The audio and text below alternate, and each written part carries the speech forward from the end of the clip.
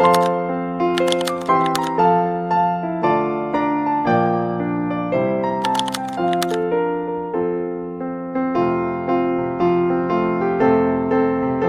morning everyone, nandito po kami ngayon sa PNC, Pilipinas College Campus at kasama ko po ang ating mga future pastors dito po sa gawain po natin sa La Union, Bacnotan. Punta po kami ngayon sa Bacnotan, La Union para po suportahan yung ating simbahan doon na kailangan po ng manggagawa. At itong ating mga future pastors, on the go ngayon sila, in action sila ngayon. Sila po yung tinatawag namin na Work and Witness Team Local PNC. So salamat po, and anyway, we will see you there sa kanilang action mamaya sa trabaho. God bless.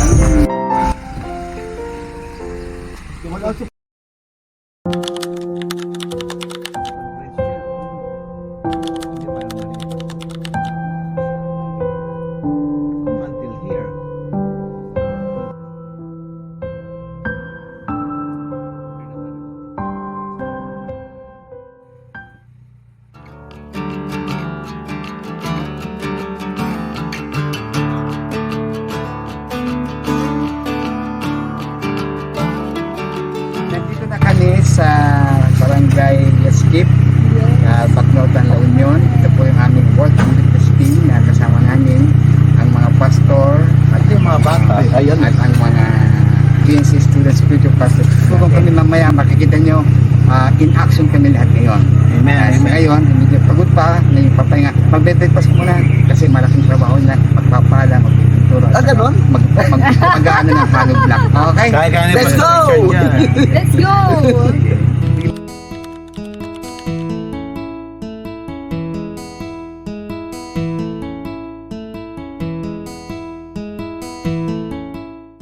Ito yung place of worship ng Bacnotan Church na kung saan ay amin pong i-improve. Kung makikita ninyo yung kesame, lutungan po ng ating pong mga pastor yan, yung pong gagawin mamaya. At yun po naman ang pipinturahan ng ating pong mga pastor. So, pag yan po yung pinturahan yan, ay magkakaroon po ng bagong improvement. See, ito po yung aking pong manok na dito po siya nangingitlog sa pulpit. At ito pong manok na to, ang supply, nagpo-provide po sa akin every week. Kaya pagkatapos ko mag-preach, buwi ako, pumunta po ako sa Baguio, kinukuha ko yung itlog, kaya yun po, siya po ang aking provider dito sa Bacnotan. Ayan po.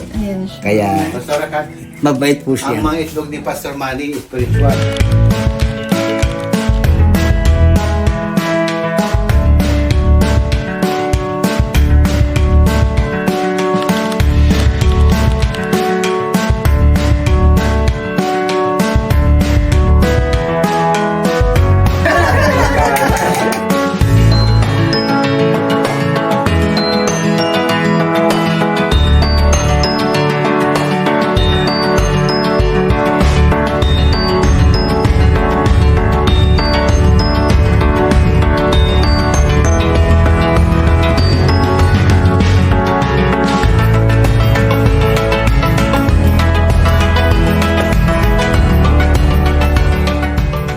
Ito po ang inumpisahan ni Pastor sa Cesar at saka ni Ma'am Olive na church natin dito sa Bacnotan. Ngayon po nahinto ang gawain for many years at sabi sa akin ni Pastor Salcedo, baka tinawag ka ng Panginoon doon ipagpatuloy kasi nawala na ang simbahan, nawala rin ang mga member. Ay meron po silang tatlong gagawin para sa ating gawain at tinawag ko silang Work and Witness Team Local PNC PH-DAS. Nakikita po ninyo dito, ito po yung gagawin po ng mga estudyante natin at mga pastor na tutulong-tulong. Ito po yung CR ngayon. Yung po yung CR na yan ay gagawin para sa personage. Kasi pag may mga bisita na po tayo, mga nasa ng pastor, mga free life members natin, dito sila pupunta. At ito po ay ngayon pa lamang i-construct. Po si Father Freddy. Siya po yung original na asawa ni original member po natin na Nazarene. Si Brother Freddy na asawa po ni Sister Fe, sila po yung contact person namin dito nung ako pumunta dito last year po. Itong simbahan po natin ito last year pa lang ito, pangalawang taon ko po dito sa San Beda District. Sa banda rito po Ito po yung, this is an abandoned house. Kung mapapansin nyo talagang kawayan po siya. Lately lang po nalagyan namin nagkaroon po ng yero. Lately lang po, at sinabadal, pwede pa rin, Brother Junior po ang gumawa niyan. So, papasok po tayo ng konti. Ito po yung personage na abandoned na. Dito po ako tumitira. Okay. Yan po, ito po yung personage na i-develop at gagawin po ng ating mga estudyante. Kung makita ninyo, talagang wasak na wasak siya. Kulang wasak. Ito po, tatanggalin na. May mga kawayan po tayo dyan. Nagputo ng kawayan sila. Yan pong gagawin. Yung hollow block nandoon para po sa ating pong comfort room. So ito po yung aking bahay sa loob na talagang masipag na po sila. Naglilinis ako. Wala po kayo sa tubig nyo. Okay, so ito po yung aking dito po ako natutulog para sa ganon. Meron akong time for visitation, Sunday worship, para sa ganon. Meron silang pastor dito sa Baclaran. So, yan po ang bahay ko. Ito po. Okay, so last year talagang wasak na wasak ito. Salamat sa Panginoon. May nag-sponsor po ng roof po natin. Kaya nagawa ng kante. So, under construction pa po, pero salamat sa Panginoon, kasama ko po ang mga pastor at saka mga future pastor na magiging katuwa natin dito sa gawain pa. Sa kanan po, ito po ay lupa ni na Ma'am Olive at saka Pastor Cesar. Last year, sinabi palipat ko dito na may sabi sa akin ni Pastor Ma'am Olive, ito pong lugar na to ay lupain ng mga Ma'am Olive. At sinabi sa akin, pwede kong i-donate yan para sa gawain ng Panginoon. Kaya dito po ako ngayon at ang God is my witness na ito pong lupang ito na ibibigay sa atin ay tatawin po namin ng simbahan. Ang pangalan po ng church natin dito is Free Life of the Nazarene Church. Po, sa papasalamat pala ako. Special mention kay Doc Alan, saka kay Doc Mila, especially kay Pastora Gemma, at sa lahat ng mga estudyante na kasama ko dito last year na tumulong dito sa community service natin dito, church planting, ang ating pong batch 1 na estudyante, sina Camille, graduating na po sila. Si Pastor Justin, Pastor Edgar, at saka si Pastor Marino. Salamat niyan. Yan po ang ating first batch. Second batch, si Angel. Marami po siya. Nakalimutan ang mga pangalan nila. Ay, naalala ko na si Angel, si Jules, si Karen, si Jimima, si Krendren, na nakalimutan ko lang. So, anyway, lahat po sila, tatlong batch na po under the church growth and church planting at ngayon the pockets. So, salamat sa opportunity bigay sa akin ng PNC. We are working together for the goodness of God at alam ko na pagpapalay ng Panginoon ang gawain dito. So, salamat sa suporta ninyo. Thank God again sa lahat-lahat PNC and of course sa ating mga estudyante, lahat na na-assign dito at nagpa-assign dito, the community service. God bless you all. My heart goes to PNC for the success of this ministry. Amen.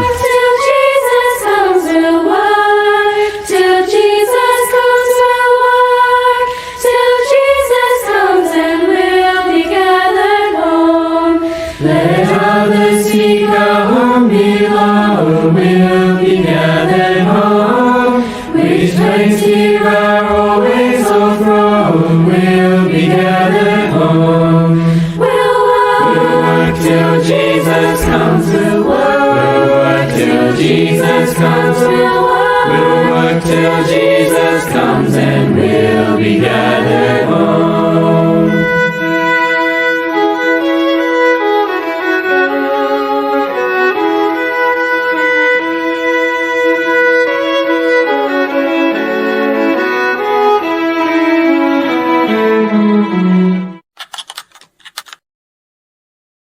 Before we end this meaningful and beautiful day, hayaan natin at damin natin ang pasensya ng Panginoon. Awitan natin siya at papurihan.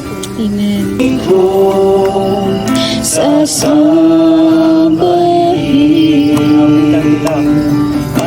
Awitan kita at pupurihin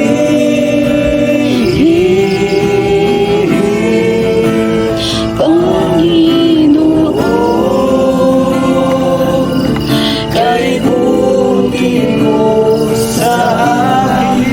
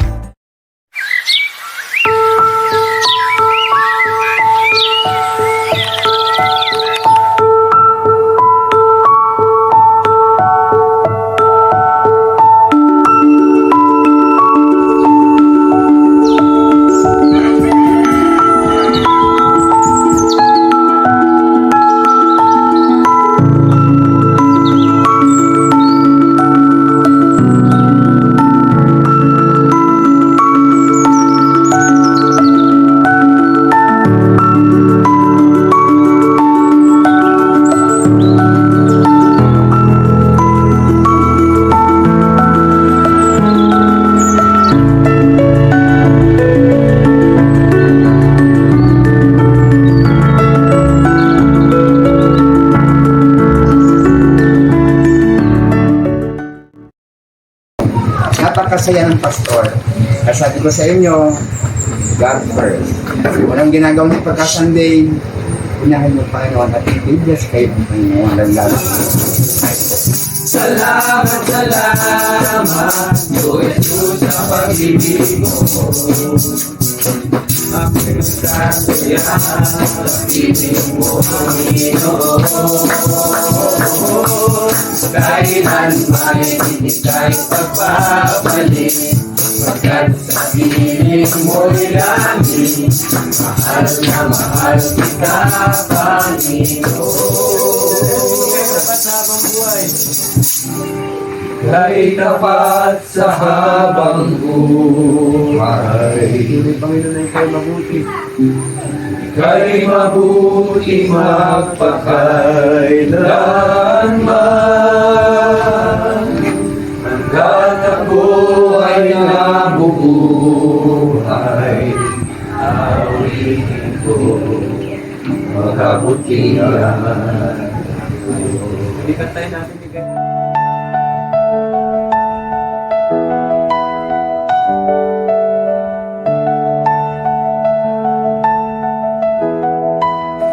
Sabi niya sa Luke chapter 12, verse 22 to 24, sinabi ni Jesus sa kanyang mga alagad, kaya't sinasabi ko sa inyo, huwag kayong mag-alala tungkol sa inyong buhay, kung anong kakainin nyo, ni tungkol sa inyong katawan, kung anong isusuot ninyo. Sapagkat ang buhay ay higit pa sa pagkain, at ang katawan ay higit pa sa pananamit. Isipin ninyo ang mga uwak, hindi sila nagtatanim ni umaani, ni nag-iipon sa kamali, ngunit pinapalakas sila ng Diyos. Gaano pa kayo kahalaga sa ibon? Minsan, sobrang nag-aalala tayo pag walang-wala na tayo. Almost na po ako tumigil that time. Tapos nawalan na rin ako ng kagustuhan na mag-aral. Natuto ako ng mga iba't ibang bagay. Nakilala ko sila.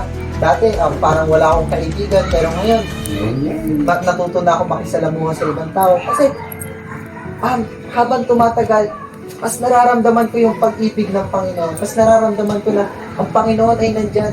Bagaman may mga pagsubok akong nararanasan. Iyo, Panginoon, upang malaman nila, Lord, na Ikaw ang aming tagapagligtas. Nasa iyo, Lord, ang tunay na pagmamahal, Panginoon, at hindi na namin ito hahanapin pa sa iba. Lord, bigyan mo nga po ng Panginoon ng aming isipan, Panginoon. Dahil Ikaw ang aming ilaw, Panginoon. Sa tanging pangalan ng aming Panginoon sa Kristo. Oh, love of God, how rich and pure, how measureless and strong, it shall forevermore endure. The saints and maids